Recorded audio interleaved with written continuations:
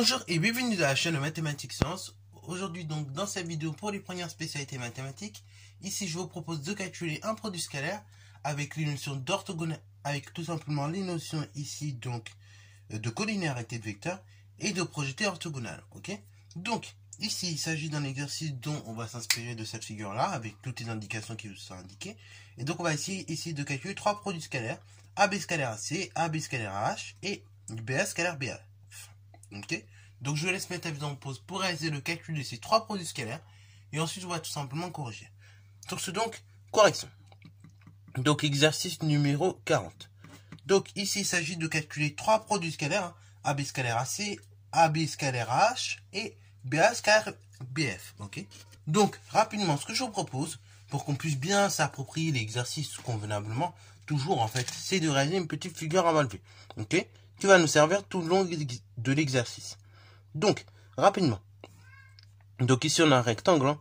On dit qu'il s'agit d'un rectangle ici A, puis B, C et D. Ici on a un point H, hein, milieu du segment AB. Également donc, cette longueur là est égale à cette longueur là. Ok, voilà vous. Et l'ensemble, la longueur AB fait 4 cm. Ok.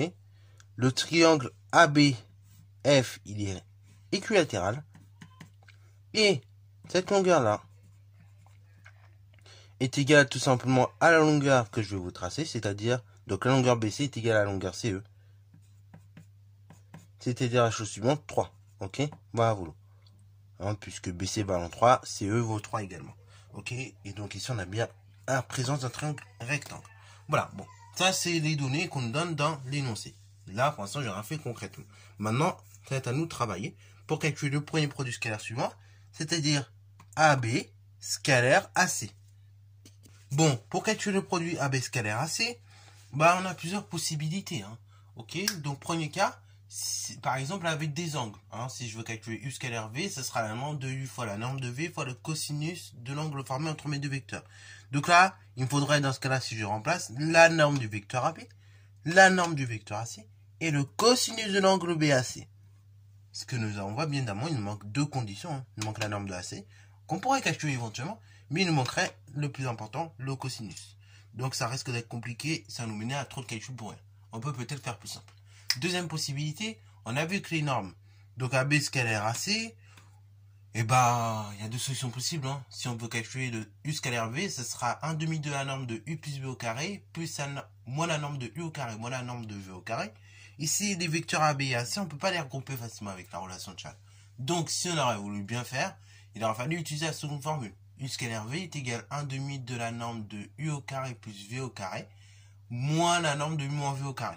Ok? Et là, en faisant le moins, ben, à un moment donné, on tombe sur AB, plus tout simplement CA. Et après, on peut regrouper avec la magnifique relation de Chasles qui me donnerait donc CB, vecteur CB. Est-ce que donc là je connais CB, je connais AB, mais je connais pas AC. Donc ça risque d'être compliqué d'utiliser cette formule. Bon, la quatrième formule que je vous ai présentée avec le repère, pourquoi pas, mais c'est un peu compliqué également. Ici, ce dont on va faire un projet orthogonal. Regardez, si on regarde le point C par rapport à la droite AB, et ben le point C, finalement, il a mis comme projeté orthogonal le point B sur la droite AB. Ainsi donc, on peut dire la chose suivante. Donc, on va dire que le point B est proche orthogonal du point C sur la droite AB. Et ainsi, on va obtenir la chose suivante. Donc, on va appliquer en fait la troisième formule. Hein. Donc, AB scalaire AC qui est égal à AH scalaire AB. Ok. C'est-à-dire la norme de AB en fait fois la norme de AH. Puisque les deux vecteurs ici, vous allez voir, sont collinéaires. Mais en tout cas, on va appliquer cette formule-là. Donc, c'est parti mon kiki. Nous allons rédiger maintenant. Donc, c'est parti mon kiki. Donc, on va dire ici, comme je l'ai dit, B et le projeté orthogonal, on précise bien que c'est le projeté orthogonal de C sur notre droite AB. Donc, on a la chose suivante. AB scalaire AC égale à la chose suivante. AB scalaire AB. Ok. Bah oui, le point C, si je projette en point B, bah il retombe sur le point B. Ok. Logique. Puisqu'on a dit que le point B, c'est le projeteur orthogonal de C sur la droite. Ok. Sur la droite AB. Ainsi, j'obtiens AB scalaire AB. Autrement dit, AB scalaire AC, c'est égal à AB scalaire AB. Autrement dit, norme de AB fois norme de AB. Pourquoi cela? Parce que tout simplement, AB et AB, on peut dire ça comme ça, sont collinéaires de même sens. Ok? Sont deux vecteurs collinéaires de même sens. Ils suivent tous les deux la même direction et en plus dans le même sens à chaque fois. Ainsi donc, AB scalaire AC, on a dit c'est AB scalaire AB, c'est-à-dire la norme de AB au carré, ou bien la norme d'AB fois la norme d'AB, c'est-à-dire en fait tout simplement 4 multiplié par 4, ce qui nous donne AB scalaire AC, égale à la chose suivante, 16. Voilà, donc ça c'est pour le premier calcul de produit scalaire. Donc là maintenant, je pense que tu as bien compris la méthode. Donc si tu es OP sur la méthode, tu peux réaliser maintenant, donc en revenant en arrière, pour voir l'énoncé, le calcul du second produit scalaire. Donc je vais te le donner quand même. Donc ici, il s'agit du calcul du produit scalaire, AB, scalaire à H. Donc je te laisse mettre ta vidéo en pause si tu as capté la méthode. Et c'est calculer ce second produit scalaire. Ok? Alors d'ailleurs, j'ai oublié de le nommer, mais ici on a bien évidemment notre point H. Ok? Bon, bah AB scalaire à H, là, ça va même être plus rapide que précédemment. Il n'y aura pas de point approché. Pour une simple et bonne raison, regardez. Vecteur AB, vecteur à H. Bah, vous l'avez bien vu quand j'ai mimé avec le saut. Vecteur AB, vecteur à H. Ce sont deux vecteurs déjà d'une qui suivent la même direction. Hein, ils sont alignés, hein, ces trois points-là, sur la même droite. Donc, les deux vecteurs AB et AH suivent la même direction. De plus, en plus de suivre la même direction, donc en plus d'être collinéaires en fin de compte, et bah, les vecteurs AB et AH, vous l'avez vu en mimant, et bah, ils suivent tous les deux le même sens. Ce qui veut dire qu'on va pouvoir même faire plus rapide. AB scalaire H, c'est la norme de AB, fois la norme de H, tout simplement, parce que ces deux vecteurs-là sont collinéaires. Alors, on pourrait dire éventuellement, AB scalaire H, c'est tout simplement égal à norme de AB, fois norme de H. Mais comme l'angle, justement, entre les deux vecteurs est nul, hein, il n'y a pas d'angle, et ben, ce cas-là, ça fait que tout simplement, on obtient donc AB scalaire à H directement. Enfin, AB scalaire à H qui est égal à norme d'AB fois norme de AH directement. Donc les vecteurs AB et H sont collinéaires, et je précise également de même sens, hein, c'est très important. Ainsi donc, on a la chose suivante. AB scalaire à H, c'est la norme de AB multipliée par la norme de AH.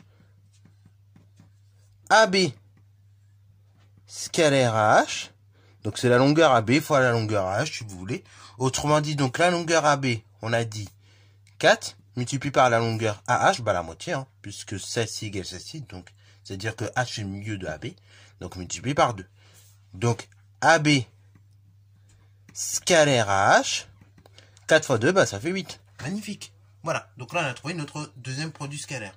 Donc là, on va calculer maintenant à présent le troisième et dernier produit scalaire. Si tu veux le faire un petit peu avant, tu peux très bien mettre la vidéo en pause et essayer de voir si tu comprends un peu la méthode. Bon, du coup, troisième cas, ici il s'agit de déterminer cette fois-ci le troisième et dernier produit scalaire, donc BA, scalaire BF. Donc là, rapidement, vous pouvez réaliser le calcul et après, donc je vais mettre la figure à côté, ne vous inquiétez pas, et on va faire les choses ensemble. Alors, troisième et dernier produit scalaire. Donc le produit scalaire suivant, BA, scalaire BF. Donc là, si on regarde bien, ici, de façon intuitive, bah, BA scalaire BF, bah, si on a compris la méthode de tout à l'heure, on va essayer de projeter un point directement sur la droite, ok? Puisque là, vous voyez qu'on n'a pas d'angle, hein. On pourrait ajouter peut-être ici un angle de 60, mais du coup, il faudrait calculer la longueur FB, ce qui serait un peu compliqué, ok? Il faudrait imaginer qu'on ait encore un prolongement de, comment ça s'appelle, de rectangle, enfin, bref, trop compliqué. Enfin, même de carré, carrément, et puis voilà, faire le calcul. Bon, c'est un peu compliqué. Donc, ici, pour ce faire, on va pas faire la formule avec l'angle, on va faire la formule avec le projecteur orthogonal. Et tout simplement, de façon intuitive, déjà, sans forcément donner d'explication, et on pourrait dire que le point H, en fait, c'est le projet orthogonal du point F sur la droite AB. Ok? Alors, justement, on va expliquer maintenant pourquoi. Parce que là, par contre, faut faire un petit peu d'argumentation. Ok? Alors, du coup, bah, qu'est-ce qui se passe en fait pour que notre point H finalement ce soit le proche orthogonal de notre point F sur la droite AB? Et bah, il se passe la chose suivante. Vous vous rappelez que j'ai dit le triangle ABF, c'est un triangle équilatéral. Là, rappel des propriétés de cinquième. qu'est-ce qu'on a dit sur le triangle équilatéral en classe de 5e au niveau de ces droites remarquables? Ouais, ça fait rappeler des souvenirs, peut-être. Des mauvais souvenirs d'ailleurs, peut-être, mais voilà, ça fait rappeler des souvenirs. Donc, on a dit qu'au niveau des droites remarquables, dans un triangle équilatéral, la hauteur, la médiane ainsi que la médiatrice sont confondues, ok? Là, ici, votre droite FH, en fait, qu'est-ce qui se passe? Eh ben, elle est confondue, c'est à la fois médiane, à la fois hauteur, et à la fois, donc, tout simplement, quoi ça s'appelle? Médiatrice. Alors, bon, pour bien justifier, nous, qu'est-ce qu'on va mettre?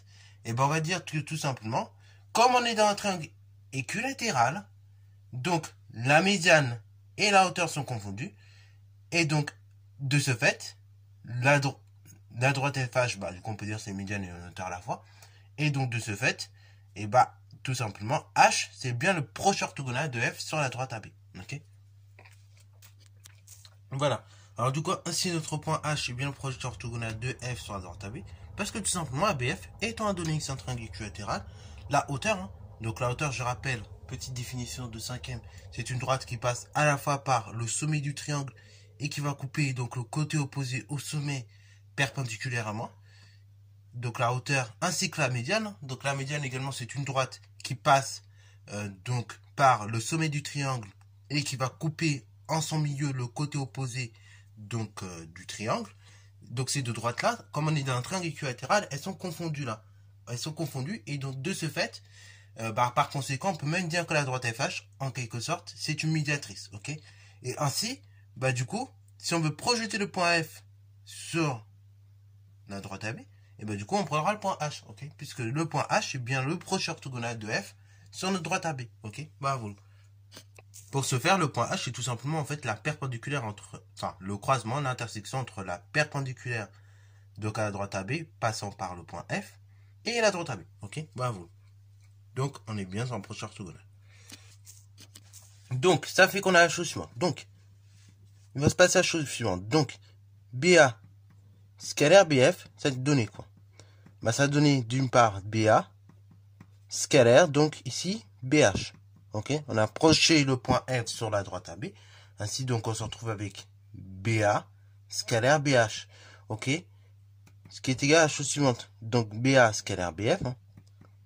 Donc, on a dit c'est BA scalaire BH.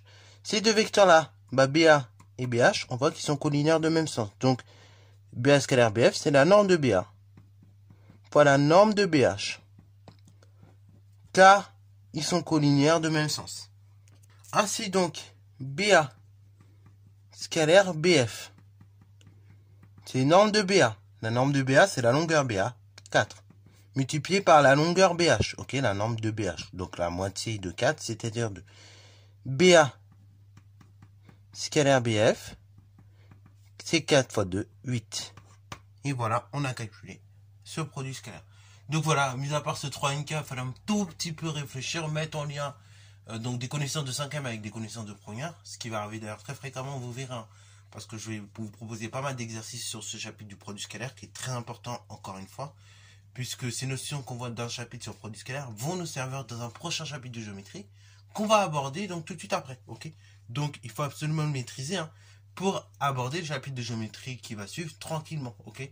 C'est comme les vecteurs en seconde, bah, faut être à l'aise avec certaines notions des vecteurs, avec toutes les notions des vecteurs, parce qu'il y a une partie qui sert en première, une partie qui sert en seconde. Donc là, pareil, une partie de ce chapitre qui sert en première, et une partie qui servira en terminale, pour la géométrie d'un espace. Donc il faut être à l'aise avec ces choses-là, et ne pas perdre le fil, ok? Voilà, donc j'espère qu'en tout cas cette vidéo t'a plu. Si c'est le cas, comme d'habitude, n'hésitez pas à la liker, à la commenter, et bon instant en mathématiques et en sciences.